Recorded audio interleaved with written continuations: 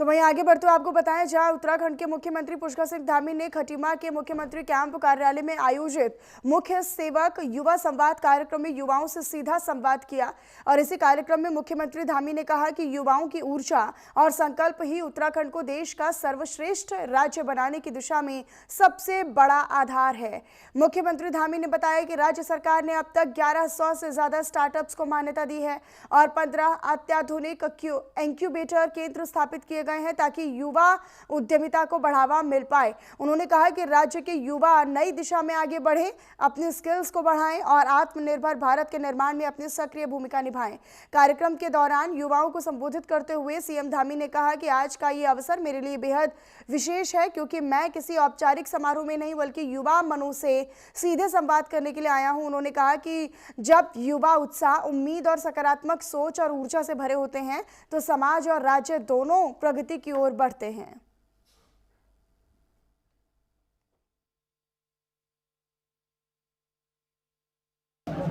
ऐसी पहल की विचार और निर्माण इन चुनौतियों का इस प्रकार की समस्याओं का सामना करना पड़ता है, इस प्रकार की कठिनाइयाँ हैं, उन सभी पर आज युवाओं ने अपने अपने विचार रखे हैं।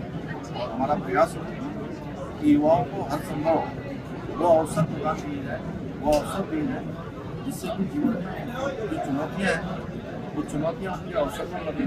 साधन और संसाधनों का अभाव उनके जीवन की प्रगति में कोई बाधा न बने, इसके लिए मैंने आज युवाओं से संवाद किया है।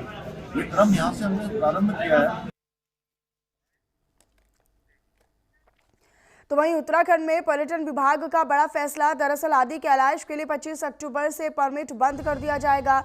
अल्ट्रा मैराथन के कारण यात्रियों के परमिट बंद किए जाएंगे। 2 नवंबर को अल्ट्रा मैराथन की अब शुरुआत होने वाली है। देश भर से लगभग 1000 धावक हिस्सा लेंगे, ऐसी जानकारी है। पर्यटक विभाग का टूरिज्म पर फोकस है और इसी क्रम में अब ये पहल और ये प्रयास जो है वो लगातार हो रहे हैं। उत्तराखंड में 2 नवंबर को आदि कैलाश क्षेत्र में आयोजित होने जा रही हाई एल्टीट्यूड अल्ट्रा मैराथन के चलते अब प्रशासन ने आदि कैलाश आने वाले पर्यटकों के लिए यानी कि टूरिस्ट के लिए परमिट जारी करना फिलहाल बंद कर दिया है। ये कदम और ये पहल धावकों को सुरक्षित और शांत वातावरण मुहैया कराने के लिए उठाया गया है। अब पर्यटन विभाग के अनुसार इस अल्ट्रा मैराथन में देश भर से लगभग 1000 धावक हिस्सा लेंगे। इसके मद्देनजर धावकों के रहने, खाने और मार्ग की व्यवस्था को सहज बनाने, सुगम बनाने के लिए 25 अक्टूबर से आदि कैलाश यात्रियों के लिए परमिट जारी नहीं किए जाएंगे।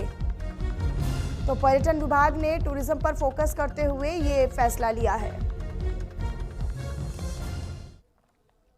परमिट हमने उन लोगों के लिए बंद किए हैं जो जितने प्रतिभागी हैं और उनके रिश्तेदार हैं उनसे अलग लोग हैं, क्योंकि वहाँ पे लिमिटेड संख्या में होम स्टेज वहाँ पे उपलब्ध हैं।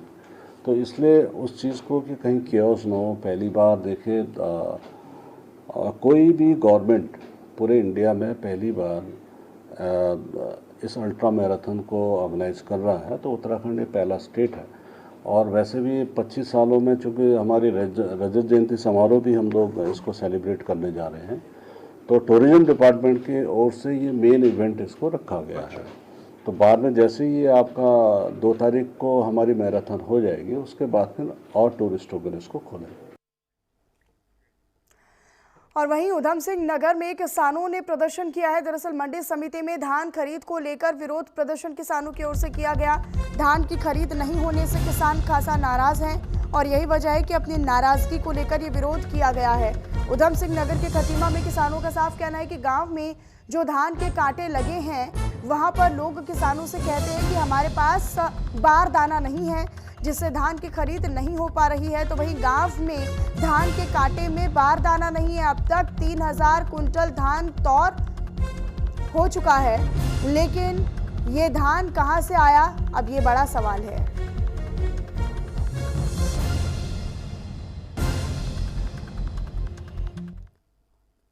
जो अभी तक कच्चा आड़त के माध्यम से जो किसानों का अभी तक धान तुला है, उसकी पेमेंटें भी पूरी नहीं हो पाई है।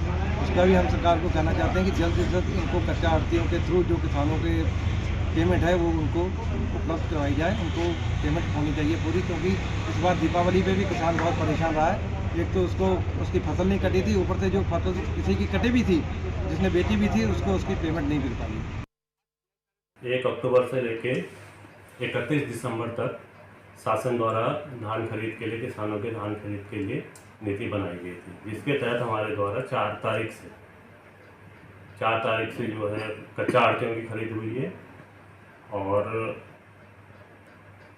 मंडी क्षेत्रांतर्गत जो है 82 कांटे, सरकारी कांटे लगाए गए हैं।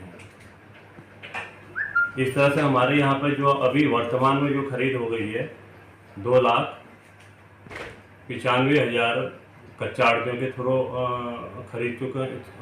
खरीद हो चुकी है और ऐसे ही जो है कांटों में 82 कांटों में जो है 2,43,000 कुंटल के आज तक खरीद की जा चुकी है। इस तरह से शासन की नीति के अनुरूप जो है 400 कुंटल के अकॉर्डिंग एक कांटे में 400 कुंटल की खरीद की जाएगी। सहकारिता विभाग के भी देख रहे थे टोटल 6 कांटे मंडी के अंदर जिनमें सारी सुविधाएं उपलब्ध हैं। खादी वाकई करेंगे वो आपने भी देखा होगा, तो सुधार पे चल रही है। हमारे द्वारा केवल मंडी के अंदर ही है कांटे, बाकी जो है सहकारिता के यूनिसेफ के एनसीसी के अन्य एजेंसियों तरह के सारे गाँव में कांटे लगे हैं।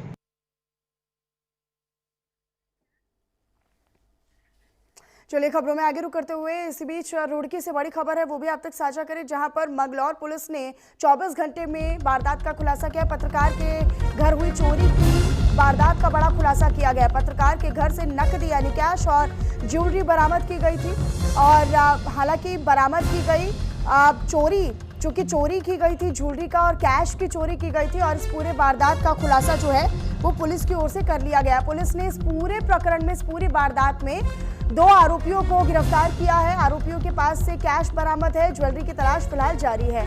तो इस बड़ी चोरी की वारदात का खुलासा पुलिस ने किया है 24 घंटे के अंदर। रुड़की से बड़ी खबर है, तो ये बड़ी जानकारी, हालांकि इसी सिलसिले में पुलिस के हाथ एक बड़ी सफलता भी लगी है।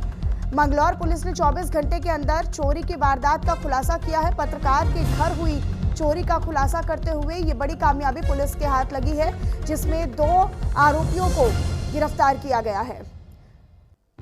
तो कैश और ज्वेलरी यहां पर चोरी की गई थी, ऐसी जानकारी है। चोरी की शिकायत पुलिस में दर्ज की गई। पुलिस ने तुरंत एक्शन लेते हुए ये बड़ा खुलासा किया है।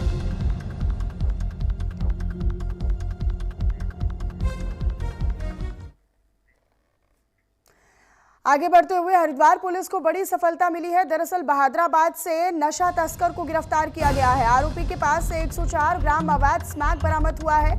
इलेक्ट्रॉनिक तराजू और 100 नशीले इंजेक्शन भी बरामद किए गए हैं।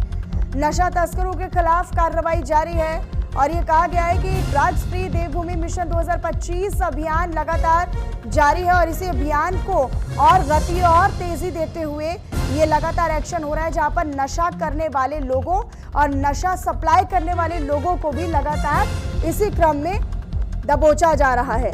तो ड्रग्स फ्री उत्तराखंड 2025 की ये मुहिम अब और ज़्यादा तेज़ी के साथ इस मुहिम को चलाया जा रहा है और यही वजह है कि अब इस अभियान को बहुत गंभीर रूप से लिया जा रहा है। आरोपी के पास 104 ग्राम अवैध स्मैक बरामद हुआ है और आपको बताएं कि इलेक्ट्रॉनिक तराजू और 100 नशीले इंजेक्शन भी बरामद किए गए हैं। देश भर में आज रोजगार मेले के तहत 51,000 से ज्यादा अभ्यर्थियों को नियुक्ति पत्र वितरित किए गए।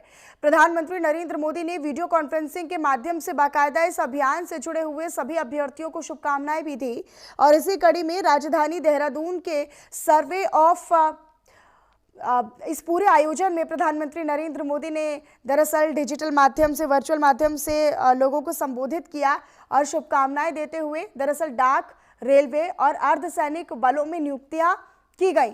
तो देश भर में आज रोजगार मेले के तहत 51,000 से ज्यादा अभ्यर्थियों को नियुक्ति पत्र बांटे गए, जिसमें वर्चुअल माध्यम से प्रधानमंत्री नरेंद्र मोदी युवाओं से संवाद करते हुए नजर आए और इसी कड़ी में देहरादून में सर्वे ऑफ इंडिया ऑडिटोरियम में डाक विभाग की ओर से नियुक्ति पत्र वितरण कार्यक्रम का आयोजन किया गया था, जहां उत्तराखंड की मुख्य post master general Shashi Shalini Kujur ने बताया कि केंद्र सरकार की तमाम सेवाओं जैसे डाक विभाग, रेलवे और अर्धसैनिक बलों में चयनित अभ्यर्थियों को नियुक्ति पत्र सौंपे गए हैं और उन्होंने ये भी कहा कि इन नियुक्तियों से युवाओं में सरकारी सेवा के प्रति एक नई ऊर्जा और प्रेरणा भी मिली है और निश्चित तौर पर यहीं से अपनी एक नई जिम्मेदारी का भी निर्वहन युवा जो है वो करते हुए नजर आएंगे। जैसे कि THDC में आज टोटल 40 कैंडिडेट लगभग आए थे और ये THDC का संस्था से सबसे बड़ी बात है कि रोजगार मेला के द्वारा इतने सारे कैंडिडेट को निमंत्रण दिया गया और वो सारे उपस्थित भी हुए हैं और मैं चाहती हूँ कि आगे और भी ज़्यादा कैंडिडेट सिलेक्शन हो और हमारे देश का नाम रोशन में हेल्प करे। हमारे रेलवे की तरफ से हमारे डिपार्टमेंट में जो बंदे सेलेक्ट हुए हैं उनको 14 कैंडिडेट हमारे हैं जो जिनको हमने नियुक्ति पत्र दिए हैं। इसके अलावा भी प्रधानमंत्री के सौजन्य से जो है अलग अलग, ये तो सिर्फ यहाँ देहरादून में जो जिन लोगों सेलेक्ट किए आगे विभिन्न डिपार्टमेंट पर नियुक्ति पत्र दिए जाते रहेंगे। पहले भी हम लोगों की तरफ से काफी अलग अलग स्थानों पर रोजगार मेले के माध्यम से नियुक्ति पत्र दिए गए। डाक विभाग के द्वारा पूरे देश में 40 स्थानों में 51,000 अभ्यर्थियों को नियुक्ति पत्र दिए गए। तो हमारे माननीय प्रधानमंत्री की पहल के द्वारा ये रोजगार मेला आयोजित किए जा रहे हैं। तो ये 17वां मेला है, रोजगार मेला है, जिसमें डाक विभाग के द्वारा 5वीं बार ये मेला आयोजित किया गया। तो इसमें हमने आज के दिन यहाँ उत्तराखंड में 200 के करीब हमने अभ्यर्थियों को नियुक्ति पत्र दिए हैं, जिसमें हमारे डाक विभाग है, रेलवे के कर्मचारी है, THDC के कर्मचारी हैं और सशस्त्र सीमा बल के भी जो हमारे कर्मचारी उनको नियुक्ति पत्र। चलिए आगे बढ़ते खबरों में। अब आपको बताया जाए उत्तराखंड के डीडीहाट से बीजेपी विधायक बिशन सिंह चुफाल ने डीडीहाट नगर में लंबे समय से अटकी पार्किंग परियोजना को लेकर अफसरशाही और शासन पर तीखा हमला बोला। चुफाल ने दरअसल ये कहा है कि प्रदेश में अफसरों में, अधिकारियों में किसी प्रकार का कोई डर या भय नहीं है और मुख्यमंत्री धामी के निर्देशों के बावजूद भी पार्किंग के लिए राशि स्वीकृत नहीं की गई है। उन्होंने आरोप लगाते हुए कहा कि जब तक ऐसे अधिकारियों और अफसरों पर कार्रवाई नहीं की जाएगी व्यवस्था सुधरने वाली नहीं है। चुफाल ने यह भी कह दिया कि उत्तराखंड में 3 महीने में होने वाले काम 3 साल में भी पूरे नहीं किए जा रहे हैं। उनके बयान के बाद अधिकारियों की कार्यशैली पर भी एक नई बहस छिड़ गई है। कांग्रेस ने भी लगे हाथ इस पर अपनी प्रतिक्रिया दी और ये कहा कि जब सत्तारूढ़ दल के विधायक ही प्रशासन पर सवाल खड़े कर रहे हैं तो आम जनता आखिर किससे उम्मीद रखे। बीजेपी की ओर से मीडिया प्रभारी मनवीर चौहान ने इस पर बचाव के लहजे में कहा कि विधायक ने केवल और केवल जनता की समस्याओं को ही उठाया है जो कि उनका दायित्व बनता है।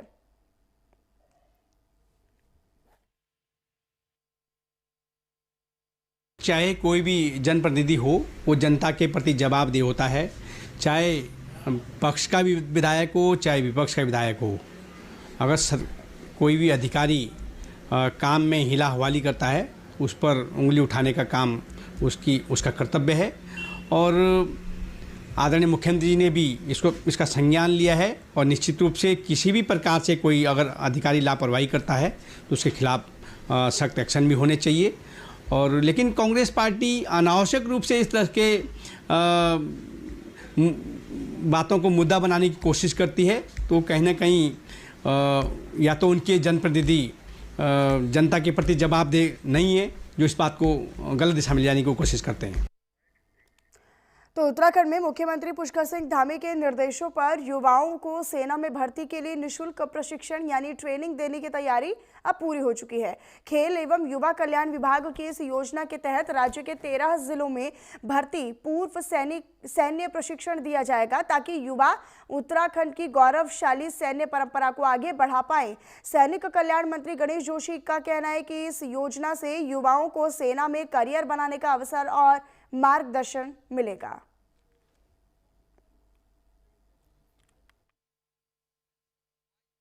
देश की सेना का 17.5% की पूर्ति हमारा छोटा सा राज्य करता है, चाहे सैन्य अधिकारी के रूप में हो चाहे एक सैनिक के रूप में हो। यहाँ के नौजवान देश की सीमा पर जाकर देश की रक्षा करना चाहते हैं और अग्निवीर योजना जब से शुरू हुई है एक यंग फौज हमारी तैयार हो रही है। मैं लंसडाउन में जाकर उन अपनी वीरों से मिला था, अभी मैं गया था, और हमने, क्योंकि अभी हम सैनिक कल्याण के विभाग के माध्यम से इनको प्री ट्रेनिंग कराते हैं, और मैं आभार व्यक्त करना चाहता हूं माननीय मुख्यमंत्री जी का कि इनकी जो डाइट के लिए धनराशि मिलती थी बहुत कम थी, माननीय मुख्यमंत्री जी ने उसको बढ़ा दिया है। हरिद्वार पुलिस ने धनतेरस के दिन मिली महिला के अध जले शव की हत्या का राज खोल दिया है। दरअसल बीते दिनों श्यामपुर क्षेत्र में पाए गए शव की पहचान काशीपुर की रहने वाली सीमा खातून के तौर पर की गई है। पुलिस जांच में खुलासा हुआ है कि सीमा के अवैध संबंध ट्रक ड्राइवर सलमान से थे। जब सीमा खातून ने सलमान पर दूसरी शादी नहीं करने का दबाव डाला तो फिर विवाद और पूरी परिस्थिति थी वो बढ़ गई, और इसी रंजिश और इसी पूरी विवाद में सलमान ने अपनी महिला साथी मेहरुन्निसा के साथ मिलकर सीमा खातून की हत्या की साजिश रच दी। पुलिस अधीक्षक क्राइम जितेंद्र मेहरा ने बताया कि 17 अक्टूबर की रात काशीपुर में ट्रक के अंदर सीमा का गला दबाकर उसकी हत्या की गई और फिर बाद में शव को पहचान छिपाने के लिए श्यामपुर के एक खाली प्लॉट में डीजल डालकर आग लगा दी गई। इधर हरिद्वार पुलिस की टीम ने करीब 400 से ज्यादा वाहनों के सीसीटीवी फुटेज खंगाले और यहां तक कि एएनपीआर कैमरों की मदद से संदिग्ध ट्रक की पहचान भी की गई। उधम सिंह नगर पहुंचकर पुलिस ने आरोपी महिला मेहरुन्निसा को हिरासत में लेकर पूछताछ की, जहां पर उसने अपना अपराध स्वीकार किया।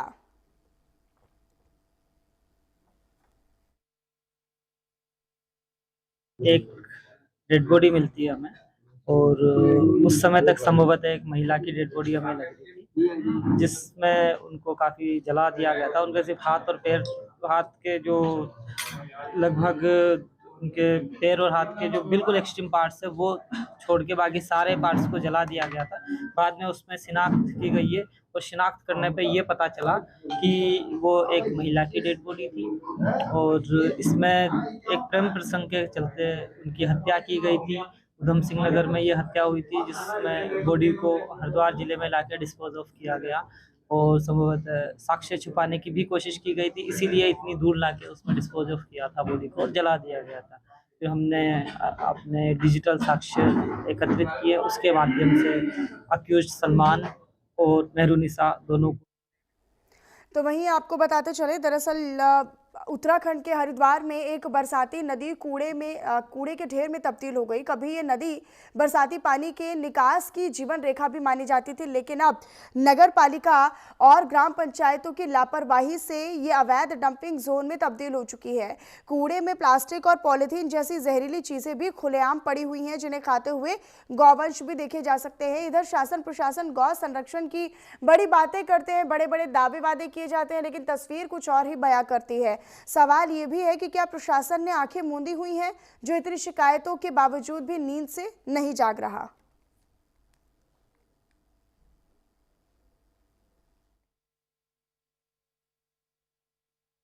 देखिए, मैटर मेरी नॉलेज में लाया गया था। अभी हमने हाल ही में शिवालिक नगर पालिका की बैठक भी करी थी और उसमें ईओ को तत्काल डायरेक्शन दिए गए हैं कि वो अपनी जो भी ट्रेंचिंग ग्राउंड है या फिर उनका जो भी वेस्ट साइट है उसका डेवलपमेंट के लिए कार्रवाई करें और जो टेम्परेरी बेसिस पे वो इधर उधर कचरा डाल रहे हैं उसको वहाँ से रिमूव करें। साथ ही वहाँ पे जो पॉलिटेक्निक कॉलेज के जो बच्चों को परेशानी रहती है उस क्रम में भी उनको डायरेक्शन दिए गए। शीघ्र इस पर हम लोग कार्रवाई करेंगे।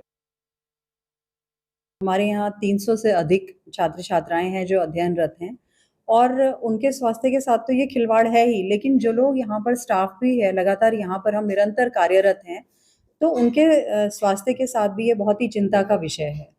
इसके रिगार्डिंग हमने कई जगह नगर पालिका, शिवालिक नगर और ये जो सिडकुल प्रबंधन है, और इस बार हमने जिलाधिकारी महोदय के साथ भी वार्ता की थी और उन्होंने हमें मतलब आश्वासन भी दिया था और उसके बाद उन्होंने कार्यवाही भी की। उन्होंने सिडकुल प्रबंधन और नगर पालिका शिवालिक नगर की मीटिंग लेते हुए एक अन्य स्थान इनको अलॉट किया था कि जो वो कूड़ा यहाँ न डाल करके वहाँ डालें, और उसके लिए हमें नगर पालिका की ओर से आश्वासन दिया गया था कि 1.5 महीने के बाद हम ये कूड़ा वहाँ शिफ्ट कर देंगे, यहाँ नहीं डलेगा।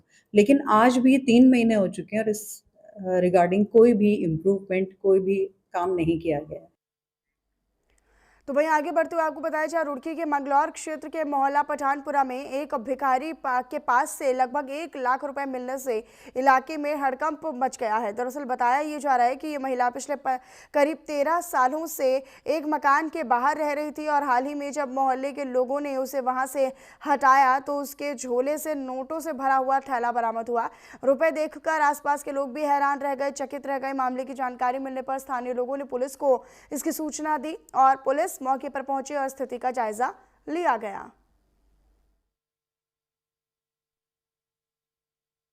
अच्छा, हमारे मेडिकल के सामने एक औरत रहती है यहाँ पे। अच्छा जी, और थोड़ा वो दिमाग से कुछ वैसी है और ये हमारे हाफिज साहब है। अच्छा, इन्होंने ये ज़मीन खरीद ली है तो खाली करा रहे थे इसको। खाली जैसे वो करा रहे थे तो कल सुबह का वाक़या है ये। इन्होंने जैसे ये खाली कराया तो इसके बाद कुछ पैसे निकले और पैसे थे लगभग जो है आपने देख ही लिए कितने पैसे हैं।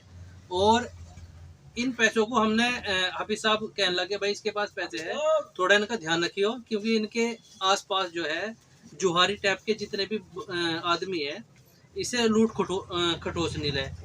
मैंने कहा चलो ही ठीक है। तो कल हम इस चीज़ को जो है नज़र में रखते हुए उसके बाद में फिर 4-5 बजे हमने 5-7 आदमी इकट्ठे हो गए, इससे पैसे लिए।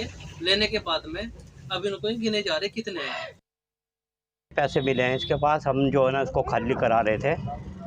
खाली कराने के बाद में इसने जो है ना एक कट्टे जो है ना उठाए और उठा के अपने पास रखे। तो हमें शक हो गया कि इसमें पैसे हैं। तो हमने जो उठा के देखा तो वो उस पैसे थे उसमें, तो वो इसने अपने पास रखे, वहाँ से उठी नहीं वो। तो फिर शाम के टाइम हमने जो है ना हमारे सभासद हैं उनको बुला गए और फिर जो है ना वो उनसे वो पैसे लिए। 5-7 आदमी थे हम सब ने सामने से लेके और फिर जो है ना अब उसको हमने रखे हैं, अब उसको गिन रहे हैं जी। और चलिए फिलहाल इन्हीं तमाम बड़ी और अहम खबरों के साथ इस बुलेटिन में इतना ही। आप बने रहिएगा न्यूज़ इंडिया के साथ। नमस्कार।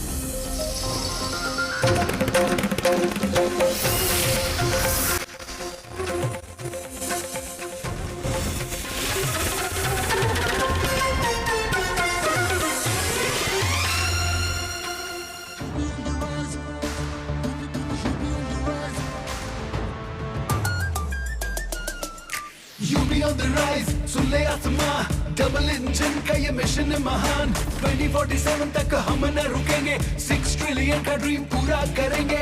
मथुरा की गलियों में गूंजे है राधा, अयोध्या में दूर हुई मंदिर की बाधा, काशी प्रयागराज की गोल्डन चमक, यूपी सरकार की गूंजे धमक। सड़कों पर फर्राटा फिक्रलेस बिल्कुल बिंदास, एक्सप्रेस वे पर साइंस आए पूरा विश्वास। विकसित यूपी की बढ़ गई प्यास, 2047 का ये विजन बहुत खास। माफिया का दी एंड, फियर गॉन, योगी राज में लॉ एंड ऑर्डर हुआ स्ट्रॉन्ग। बेखौफ घूमे जनता, गुंडों पर मार, नया यूपी तोड़ रहा पुरानी दीवार। यूपी ऑन द राइज, सुन ले आसमां, डबल इंजन का ये मिशन है महान। 2047 तक हम न रुकेंगे, 6 ट्रिलियन का ड्रीम पूरा करेंगे। इस बार दिवाली पे बहुत खर्चा कीजिए, बड़े बुजुर्गों के साथ समय खर्च कीजिए, बच्चों पे सत्य और धर्म का ज्ञान खर्च कीजिए। जो आपको चाहते हैं या जो आपसे नाराज भी हैं, उन पे थोड़ा प्यार खर्च कीजिए। एक्शन टेसा परिवार में हम दिल से मानते